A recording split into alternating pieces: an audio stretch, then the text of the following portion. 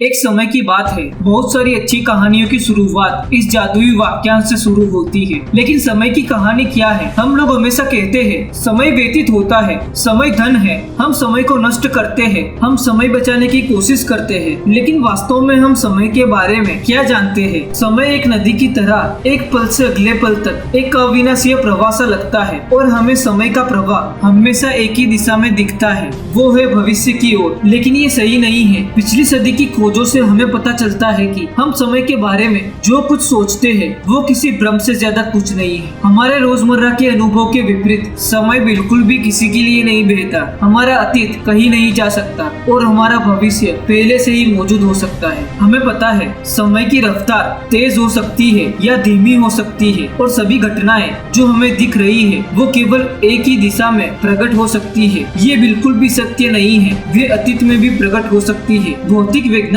तथा लेखक Paul Davis के अनुसार समय आइंस्टाइन की अधूरी क्रांति है, पर फिर भी हमारे जहन में समय को लेकर बहुत से पेचीदे सवालों का भवंडर घूमता रहता है। जैसे कि समय क्या है, समय का निर्माण कैसे होता है, गुरुत्वाकर्षण के प्रभाव से समय धीमा क्यों हो जाता है, गति में समय धीमा क्यों हो जाता है, क्या समय एक आयाम है, हम समय से इतने परिचित होने के बावजूद इतने गलत कैसे हो सकते हैं, समय कहाँ से आया है। समय से जुड़े ऐसे ही कई सारे सवाल हमारे जहन में भवंडर की तरह घूमते रहते हैं जो कि अधूरे या यूं कहे कि अनसुलझे हैं। समय के बारे में कोलंबिया विश्वविद्यालय के प्रोफेसर और भौतिक वैज्ञानिक डेविड अल्बर्ट कहते हैं, समय क्या है हर कोई इसे अच्छी तरह से जानता है, लेकिन तब तक जब तक आप उन्हें समय को परिभाषित करने के लिए ना कह दे। मैसाचुसेट्स इंस्टीट्यूट ऑफ टेक्नोलॉजी के प्रोफेसर एलन गुड का कहना है कि समय क्या है वास्तव में ये भौतिक विज्ञान के लिए $64,000 का सवाल है। ऐसे ही अरस्तु ने अनुमान लगाया था कि समय गति का प्रभाव हो सकता है, लेकिन उन्होंने ये भी कहा था कि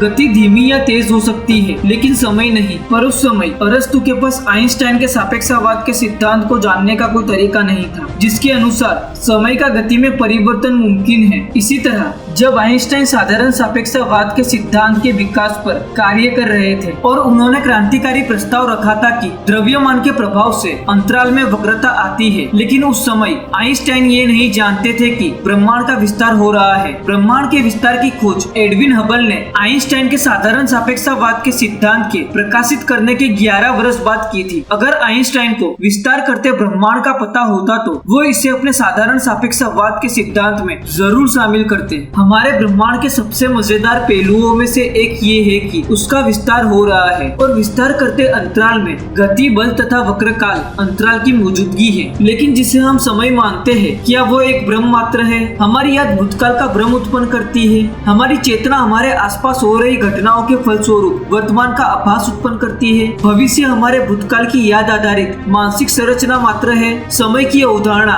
हमारे मन द्वारा हमारे आसपास के सतत परिवर्तनशील दुनिया को क्रमिक रूप से देखने से उत्पन्न होती है। जॉन मैकटेगार्ट और अन्य फिलोसोफर के अनुसार समय गुजरना एक भ्रम मात्र है, केवल वर्तमान ही सत्य है। जॉन के अनुसार किसी व्यक्ति का जन्म उसकी मृत्यु से पहले ही होगा, भले ही दोनों घटनाएं सुदूर अतीत का भाग हो। ये एक तय किया हुआ संबंध है। इस कारण जॉन कहते हैं कि कहीं कुछ समय से भी ज्यादा मौलिक होना चाहिए। समय के भूत, वर्तमान और भविष्य के पहलू सतत परिवर्तनशील है। भविष्य की घटनाएं वर्तमान में आती है और तुरंत भूतकाल में चली जाती है। ये पहलू समय की धारा का एहसास उत्पन्न कराता है। ये परिवर्तनशील संबंध समय की व्याख्या के लिए महत्वपूर्ण है। जॉन ने महसूस किया कि समय वास्तविक नहीं है क्योंकि भूत, वर्तमान और भविष्य के बीच का अंतर समय के लिए पहले और बाद के टिकाऊ संबंध की तुलना में ज्यादा जरूरी है। जॉन एलिस का सबसे महत्वपूर्ण निरीक्षण ये था कि ऐतिहासिक घटनाओं तथा मानव रचित कहानियों में समय के गुण एक जैसे ही होते हैं। उदाहरण के लिए मानव रचित कहानियां तथा भूतकाल की ऐतिहासिक घटनाओं की तुलना करने पर दोनों में पहले और बाद के साथ भूत, वर्तमान और भविष्य होता है। ये दर्शाता है कि भूतकाल की घटनाओं की सिर्फ यादें हैं और लेखक की कल्पना के सिवा उसका कोई अस्तित्व ही नहीं है। अगर हम कंप्यूटर की यादों को स्टोरेज डिवाइस जैसे कि सीडी या हार्ड डिस्क में स्टोर करके भूत, वर्तमान और भविष्य के बारे में सोचे तो ये और साफ हो जाता है। वर्तमान ये समय की सबसे ज्यादा वास्तविक भावना है, लेकिन हम जिसे वर्तमान के रूप में देखते हैं वो पहले ही भूतकाल हो चुका होता है। वर्तमान समय का बहुत ही छोटा सा हिस्सा है। जो भी कुछ वर्तमान में घटित हो रहा है वो समय रेखा के एक अत्यंत छोटे से बिंदु पर सीमित है और उस पर लगातार हमारे भूत और भविष्य की चढ़ाई हो रही है। वर्तमान किसी रिकॉर्डिंग डिवाइस का एक छोटा सा लेजर बिंदु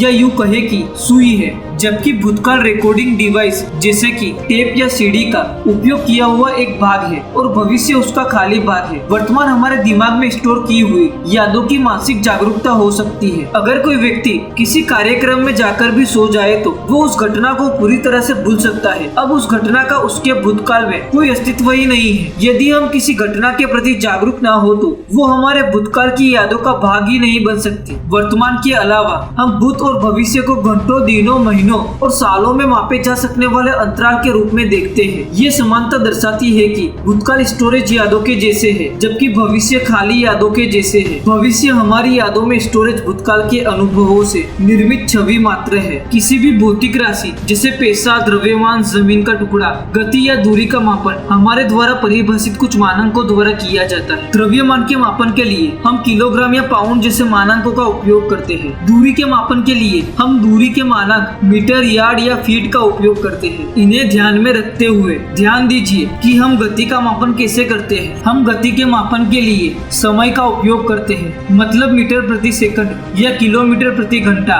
इससे एक संकेत मिलता है कि जब हम समय से व्यवहार करते हैं तब वास्तविकता में हम किसी गति के किसी मानांक से व्यवहार कर रहे होते हैं। शायद हमने समय के कॉन्सेप्ट को वास्तविकता से ज्यादा जटिल बना दिया है। समय का मापन मानव विकास की शुरुआत से शुरू हुआ है। इसके संकेत लगभग हर भाषा के अभिवादन के शब्द में मिलते हैं। दिन के समय सूर्य के आकाश में होने या ना होने से संबंधित था। इसमें सुबह, दोपहर, शाम, सूर्यास्त, रात, आधी रात शामिल है। इसके अलावा वर्ष, महीने, हफ्ते पृथ्वी की सूर्य की कक्षा में वार्षिक परिक्रमा और मौसम में परिवर्तन पर आधारित है। सेकंड और मिनट जैसी इकाइयों का प्रयोग जियोमेट्री में कोणीय मापन पर आधारित है, जो कि वास्तविकता में आकाश में खगोलीय पिंडों की गति के कोणीय मापन से संबंधित पद्धति है। जब से हमने घड़ियों का उपयोग शुरू किया है तब से हम समय मापन की इन प्राकृतिक विधियों से दूर हो गए हैं और समय की अवधारणा विकृत हो गई है। समय को समझने की समस्या का सरल हल सूर्य के आकाश में उदय होने और अस्त होने में है। जब हम कार की स्पीड का मापन करते हैं तब हम उसकी गति की तुलना घड़ी के कांटों की गति से नहीं करते हैं, बल्कि हम ये तुलना सूर्य की आकाशीय गति से करते हैं। हम गति का मापन समय के जैसी किसी अमूर्त राशि से नहीं कर रहे हैं। हम अज्ञात कार की तुलना ज्ञात सूर्य की गति से कर रहे होते हैं। समय विभिन्न तरह की गतियों की तुलना के लिए इकाई के रूप में प्रयुक्त होता है, जैसे प्रकाश की गति, दिल की गति, पृथ्वी की अपने अक्ष पर घूमने की गति। लेकिन इन प्रक्रियाओं की तुलना समय के संदर्भ के बिना भी की जा सकती है। समय गति के मापन के लिए एक सामान्य इकाई हो सकता है, जिससे सारे विश्व में एक इकाई से गति के मापन में आसानी होगी, जिसका कोई स्वतंत्र अस्तित्व ही नहीं है। समय एक आकस्मिक भावना है, वो हमारे जीवन में सतत परिवर्तन होने वाली वास्तविक घटना है। समय को समझने के लिए हमें इस सतत परिवर्तन को निर्मित करने वाली प्रक्रिया को समझना होगा, जिससे समय के प्रवाह का भ्रम उत्पन्न होता है। समय गति से दृष्टिगोचर होता है और उसका मापन अन्य गतियों की तुलना के द्वारा होता है, जैसे कि सूर्योदय, सूर्य अस्त, रात और दिन, बदलते मौसम, खगोलीय पिंडों की गति। ये सभी सतत परिवर्तन के प्रमाण है। उम्र बढ़ने की प्रक्रिया भी परमाणु संबंधित गति का प्रभाव है और समय का ही एक भाग है। इसके अलावा समय की मौजूदगी का एक महत्वपूर्ण पहलू फोटोन और परमाणु स्तर पर कणों की गति भी है। दो खगोलीय पिंडों की कल्पना कीजिए, जिसमें एक पिंड दूसरे पिंड की परिक्रमा कर रहा है। अब मान लीजिए कि एक योग्य निरीक्षण बिंदु से नियत समय पर हम पाते हैं कि उन दोनों पिंडों वाले क्षेत्र में समय धीमा हो गया है। समय के धीमे होने से पिंडों की गति भी धीमी होनी चाहिए। इस निरीक्षण में गुरुत्वाकर्षण बल भी सापेक्ष रूप से कमजोर होना चाहिए, वरना दो पिंड एक दूसरे की ओर खींच जाएंगे। यदि हम समय की गति में वृद्धि देखते हैं तब गति में भी वृद्धि होगी, साथ ही साथ गुरुत्वाकर्षण में भी वृद्धि होगी, जो उन पिंडों को एक दूसरे से दूर जाने से रोकेगा और शून्य समय गति पर सब कुछ शून्य हो जाएगा। मतलब पिंडों की गति और गुरुत्वाकर्षण भी शून्य हो जाएगा। गुरुत्वाकर्षण बल की क्षमता में वृद्धि या कमी केवल हमारे निरीक्षण बिंदु के नियत समय से संबंधित है। परिक्रमा करते पिंडों के समय के परिप्रेक्ष्य में ना तो उनकी गति में परिवर्तन हुआ है, ना उनके गुरुत्वाकर्षण में। इस मानसिक प्रयोग को विद्युत चुंबकीय बल द्वारा बांधे गए कणों पर भी किया जा सकता है। तब हम कह सकते हैं कि समय बल और गति दोनों का समावेश करता है। समय को अनेक स्वरूप में परिभाषित किया जा सकता है। ज्ञान के स्वरूप से समय हमारे मस्तिष्क द्वारा निर्मित एक आकस्मिक अवधारणा है। वर्तमान हमारी चेतना या हमारी स्मृति में घटनाओं के लेखन की जानकारी है। भूतकाल स्मृति है और भविष्य का कोई अस्तित्व ही नहीं है। भौतिक विज्ञान के नजरिए से समय ब्रह्मांड में गति और बलों की उपस्थिति है। समय हर तरह की गति का समावेश करता है, जैसे कि कणों के स्पिन तथा फोटोन की गति भी समय पर निर्भर है। गुरुत्वाकर्षण बल, विद्युत चुंबकीय बल भी समय का भाग है। उसी तरह से खगोलीय पिंडों की गति, परमाणुओं की गति भी समय का ही एक भाग है। तो अब हम इस गहरे और मायावी समय के रहस्य को कैसे उजागर करना शुरू कर सकते हैं। एक तरीका है समय को मापना, और हम विभिन्न आकारों और कई प्रकार की घड़ियों का उपयोग हजारों सालों से समय को सटीकता से मापने के लिए करते आ रहे हैं। हमारी पहली घड़ी तो हमारी पृथ्वी ही है, मतलब पृथ्वी का उसके अक्ष पर घूमना। हमने पृथ्वी के दैनिक घूमने के दोहराव को हमेशा ही समय का अंकलन करने के लिए उपयोग किया है। हार्वर्ड यूनिवर्सिटी के प्रोफेसर पीटर गैलिसन का कहना है कि हम हमेशा समय को मापने के लिए उन चीजों की तलाश करते रहे हैं जो बार बार अपने आप को दोहराती है। ये दोहराव का चक्र ही एक घड़ी बन जाती है, और ये घड़ी ही हमारे लिए समय बन जाता है। पृथ्वी की गति को धूप घड़ी के साथ मापने के बाद हमने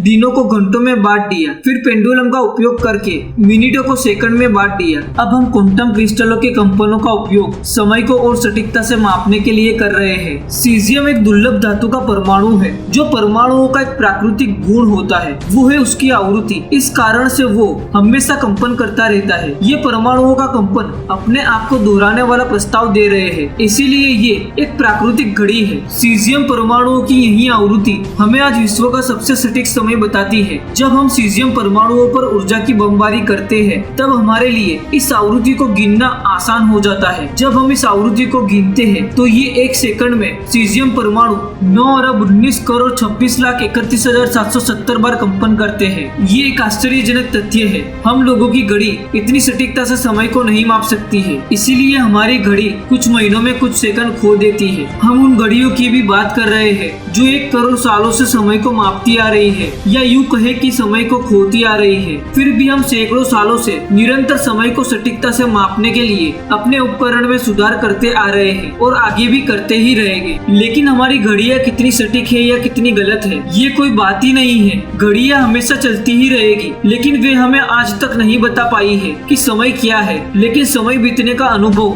हमारे जीवन का महत्वपूर्ण हिस्सा है। हम हमेशा समय के बारे में सोचते हैं, अतीत को याद करते हैं, भविष्य के लिए योजना बनाते हैं, समय की निरंतर टिक टिक में अपना जीवन बिताते हैं। आप किसी रेलवे स्टेशन पर कभी न कभी तो गए ही होंगे। आप रेलवे स्टेशन पर जाकर सबसे पहले क्या करते हैं? जवाब है, आप ये पता लगाते हैं कि ट्रेन समय पर चल रही है या नहीं। क्या आप लोगों को पता है, ये ट्रेन यात्रा ने ही समय की शुरुआती खोजों में सबसे महत्वपूर्ण भूमिका निभाई है। ट्रेन यात्रा के शुरुआती दिनों में समय के कारण एक अनोखी समस्या उत्पन्न हो गई। उसके बाद हर एक शहर को अपना विशिष्ट समय निर्धारित करना पड़ा। हम सबको पता है, दोपहर के समय सूर्य ठीक हमारे सर के ऊपर रहता है, लेकिन दूसरे शहरों में समय कुछ और ही रहता है, क्योंकि इस समय सूर्य उनके सर के ऊपर नहीं होता। हालांकि ये बात ज्यादातर लोगों के लिए बहुत मायने नहीं रखती। जब हम ट्रेन का सफर करते हैं, तब ट्रेन उस शहर का समय ले सकती है जहाँ से उसने सफर की शुरुआत की है। मान लीजिए आप पेरिस से जेनीवा जा रहे हैं, तो आप पूरी तरह से पेरिस के समय पर है, क्योंकि आपने पेरिस से सफर शुरू किया है। अगर आप इसके विपरीत सफर करते हैं, तब आप जेनीवा के समय पर है। यदि दोनों शहरों के समय में अंतर न किया जाए तो आपको भ्रम उत्पन्न हो जाएगा। यदि किसी दो शहरों में समय का अंतर हो, तो कोई ट्रेन यदि अधिक से अधिक ट्रेन लाइन को पार करना शुरू कर देती है, तो उस इंटरचेंज पर मौजूद लोगों को दोनों शहरों का समय अलग होने के कारण उन्हें भी भ्रम होने लगा। तब जाकर लंबी दूरी पर मौजूद घड़ियों में समन्वय स्थापित करने की आवश्यकता एक बड़ी समस्या बनकर उभरी, खासकर तब जब दो शहर एक ही ट्रेन ट्रैक से जुड़े हो। इस समस्या को दूर करने के लिए सिंक्रोनाइज घड़ियों की आवश्यकता महसूस की गई। यहीं से आधुनिक समय की कहानी शुरू हो गई। उसी समय एक युवा भौतिक वैज्ञानिक अल्बर्ट आइंस्टाइन बर्न स्विट्जरलैंड के पेटेंट कार्यालय में क्लार्क की नौकरी कर रहे थे। समय के रहस्यों के साथ साथ अन्य आविष्कारों के लिए ये बड़ा ही महत्वपूर्ण समय था। उसी समय अल्बर्ट आइंस्टाइन को एक पेटेंट से पता चला कि टेलीग्राफ के संकेतों के आदान प्रदान के लिए घड़ियों को सिंक्रोनाइज करने के लिए नए और रोमांचक तरीके उपयोग किए जाने वाले हैं, और रेडियो तरंगों से घड़ियों को सिंक्रोनाइज किया जाएगा। आइंस्टाइन को ये विचार बड़ा ही महत्वपूर्ण और रोमांचक लगा। फिर उन्हें एहसास हुआ कि घड़ियों को सिंक्रोनाइज करने का प्रयास केवल रचनात्मक आविष्कार से ज्यादा कुछ नहीं है, लेकिन ये यांत्रिक उपकरण उन्हें अप्रत्याशित प्रेरणा प्रदान कर रहे थे। अब आइंस्टाइन जल्द ही अपने क्रांतिकारी सिद्धांत से पूरी दुनिया को हिला देने वाले थे। उन्हें पता था कि वे पूरे विश्व की समय समझ को पूरी तरह से बदलने वाले हैं। अधिकांश लोग समय को बहुत सरल तरीके से देखते हैं। समय सभी के लिए समान रहता है। आधुनिक विज्ञान के पिता कहे जाने वाले आइजैक न्यूटन का भी यही मानना था। न्यूटन के अनुसार समय हमेशा सभी के लिए एक ही दर पर चलता है, मतलब संपूर्ण ब्रह्मांड में समय एक समान ही है। हम अपने आसपास अगर देखें तो हमें न्यूटन का ये सिद्धांत बिल्कुल सही लगता है, लेकिन आइंस्टाइन ने न्यूटन के सिद्धांत को देखते हुए कहा कि ये सही नहीं है। समय अलग अलग जगहों पर अलग अलग दर से बहता है, मतलब कि मेरे लिए अनुभव किया गया समय आपके लिए अनुभव किए गए समय के बराबर नहीं हो सकता। आइंस्टाइन की इस खोज ने न्यूटन के सिद्धांत में काफी सुधार किए और फिर आइंस्टाइन यही नहीं रुके। उन्होंने आगे कहा, समय पूरे ब्रह्मांड में एक समान गति से नहीं चलता और समय व्यक्तिगत रूप से अलग अलग अनुभव किया जाता है, मतलब सभी का अपना निजी समय होता है जो अपने निजी दरों पर चलता है। वास्तव में ब्रह्मांड की ये टिक टिक समय नहीं है, ये तो आपका भ्रम मात्र है। इसके अलावा आइंस्टाइन ने अंतरिक्ष और समय के बीच गुप्त संबंध को उजागर करके कई चौंकाने वाले तथ्य दुनिया के सामने रख दिए। उन्होंने कहा, यदि आप अंतरिक्ष में गति कर रहे हैं तो समय की रफ्तार आपके लिए धीमी हो जाएगी, लेकिन आप रोजमर्रा के जीवन में ये प्रभाव नहीं देख सकते क्योंकि आपकी गति का समय पर यह प्रभाव इतना छोटा होगा कि आप इसका अनुभव नहीं कर सकते। ये प्रभाव वास्तविक है और इसे मापा भी जा सकता है, लेकिन परमाणु घड़ियों के द्वारा। आइंस्टाइन आगे कहते हैं कि मान लीजिए मैं अपनी कार से उत्तर दिशा की ओर 60 किलोमीटर प्रति घंटे की रफ्तार से गति कर रहा हूँ। मैं उसी गति से उत्तर दिशा की ओर बढ़ रहा हूँ। अब मैंने अपनी कार को दूसरी सड़क पर मोड़ दिया है। ये सड़क उत्तर पश्चिम दिशा की ओर जाती है। मैं अब भी 60 किलोमीटर प्रति घंटे की रफ्तार से जा रहा हूँ, लेकिन अब मैं उस गति से उत्तर दिशा की ओर नहीं बढ़ पा रहा जिससे मैं कुछ देर पहले बढ़ रहा था। आप कह सकते हैं कि मैंने दोनों दिशाओं में अपनी गति को बांट दिया है। तो क्या मैंने समय को भी दोनों दिशाओं में बांट दिया है? इसका जवाब है नहीं। मैं समय को गति से अलग नहीं कर सकता और मेरी गति समय के साथ किसी दिशा में नहीं बल्कि अंतरिक्ष में हो रही थी। समय और अंतरिक्ष के बीच इस आकस्मिक संबंध के कारण आइंस्टाइन को ये एहसास हुआ कि समय और अंतरिक्ष को अलग अलग नहीं सोचा जा सकता। इसीलिए उन्होंने इसे स्पेस टाइम कहा, क्योंकि समय और स्थान एक साथ जुड़े हुए हैं। जब अंतरिक्ष और समय एक दूसरे से अलग अलग नहीं किए जा सकते तो हम अतीत, वर्तमान और भविष्य के बीच समय का अंतर कैसे कर सकते हैं? आइंस्टाइन के अनुसार ये केवल हमारा भ्रम है। हम समय को सतत प्रवाह के रूप में अनुभव करते हैं। इससे हम क्षणों की एक श्रृंखला के रूप में भी देख सकते हैं। जैसे 14 अरब साल पहले बिग बैंग से हमारे ब्रह्मांड का जन्म, आकाशगंगाओं से तारों का जन्म, पृथ्वी का निर्माण, डायनासोर का उदय और अंत, आज तक धरती पर होने वाली सारी घटनाओं से लेकर आपके इस वीडियो को देखने तक। लेकिन ये सिर्फ समय की श्रृंखला नहीं है, ये तो स्पेस टाइम की श्रृंखला है। इसे समझने के लिए मैं एक सरल अवधारणा आपके सामने रखता हूँ। मैं अभी कुछ सोच रहा हूँ। कोई बिल्ली अभी मेरी खिड़की से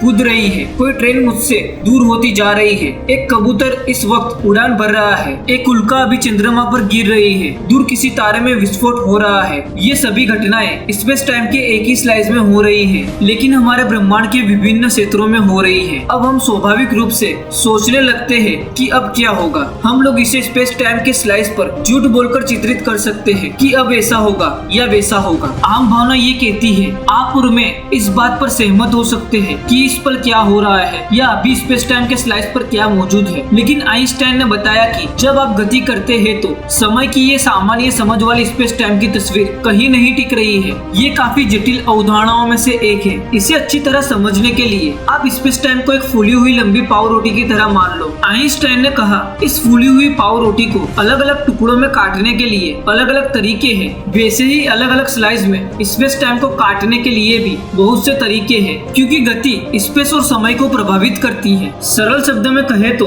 वो व्यक्ति जो स्पेस टाइम में गति कर रहा होगा, वो अपनी चाकू से स्पेस टाइम के स्लाइस को अलग कोने से काट रहा होगा। उसका स्पेस टाइम स्लाइस मेरी स्पेस टाइम के स्लाइस के जैसा नहीं होगा। इस अजीब प्रभाव को समझने के लिए आप कल्पना करें कि कोई एलियन हमसे 10 मिलियन प्रकाश वर्ष दूर किसी और आकाशगंगा में मौजूद है और पृथ्वी के स्पेस स्टेशन में एक लड़का बैठा हुआ है। दोनों स्पेस टाइम के एक ही स्लाइस में बैठे हुए हैं और दोनों की घड़ियां भी समान दर से चल रही है। इसलिए हम कह सकते हैं दोनों एक ही स्लाइस को साझा कर रहे हैं, जो पाव रोटी की सीधी स्लाइस में कट सकती है। यदि वो एलियन अपने किसी यान से पृथ्वी से दूर जाने लगे तो उसकी गति समय को धीमा कर देगी। अब हमारे अंतरिक्ष यात्री लड़के और उस एलियन की घड़ी की चाल में अंतर आने लगेगा और दोनों स्पेस टाइम के एक ही स्लाइस को साझा नहीं कर पाएंगे। अब वो एलियन बिल्कुल ही अलग तरीके से स्पेस टाइम की स्लाइस को काटेगा। अब उसकी स्पेस टाइम स्लाइस अंतरिक्ष यात्री लड़के के अतीत में जाने वाली है। वो एलियन एक नियत गति से दूर जा रहा है और वो जो स्लाइस काटेगा वो बहुत ही छोटे कोने से काट रहा होगा, लेकिन वो छोटा कोना भी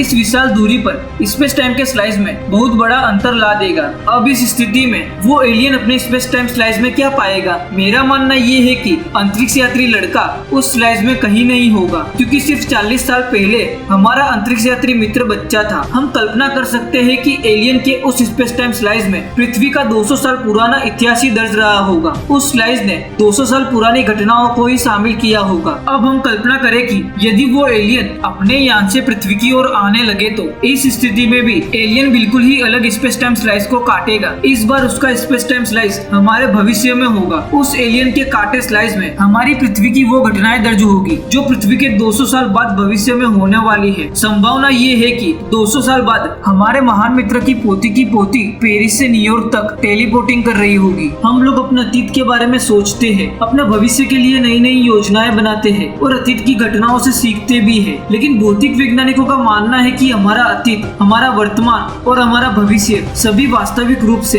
इसी स्पेस टाइम में मौजूद है। यदि आप भौतिक वैज्ञानिक के नियमों पर विश्वास करते हैं तो भविष्य और अतीत उतना ही वास्तविक है जितना वर्तमान एक पल के रूप में है। आसान शब्दों में कहे तो हमारा भूत, वर्तमान और भविष्य कहीं नहीं जाने वाला है और कभी आने वाला भी नहीं है। सब कुछ सिर्फ स्पेस टाइम के स्लाइस पर ही मौजूद है। आइंस्टाइन ने कहा था, भूतकाल, वर्तमान काल और भविष्य काल के बीच कोई भेद नहीं है। ये केवल हमारा एक भ्रम है जो लगातार हो रहा है। लेकिन अगर समय के प्रत्येक पल पहले से ही मौजूद है तो हम उस वास्तविक मानव भावना को कैसे समझा देते हैं कि समय एक नदी है जो लगातार आगे की ओर प्रवाहमान है। आप मेरा यकीन करें, समय वास्तव में कोई प्रवाह नहीं है। समय एक जमी हुई नदी के समान है। भौतिक के नियम में समय का कोई प्रभाव मौजूद नहीं होता। बस हमारे व्यक्तिपरक दृष्टिकोण से ही ऐसा प्रतीत होता है कि सभी चीजें लगातार बदल रही है तो समय भी प्रवाहमान है। ये बात ठीक उसी तरह है जिस तरह एक पूरी फिल्म सेल्यूलाइट पर पहले से ही मौजूद होती है। फिल्म के सभी क्षण उसी सेल्यूलाइट पर पहले से ही मौजूद है। बस एक प्रोजेक्टर किसी क्षण पर प्रकाश डालता है, फिर अगले क्षण पर, फिर अगले क्षण पर। इसी प्रकार सतत क्षण प्रदर्शित होते रहते हैं। लेकिन हमारे भौतिक के नियमों में प्रोजेक्टर और प्रकाश की तरह कुछ होने का कोई सबूत ही नहीं है जो एक पल के बाद दूसरे पल का चुनाव कर रहा है। इसी कारण हमारा दिमाग ये धारणा बना लेता है कि वास्तव में हम सब समय को एक प्रवाह के रूप में अनुभव करते हैं। ये वास्तव में एक भ्रम से ज्यादा कुछ नहीं है। लेकिन अगर समय एक जमी हुई नदी के समान है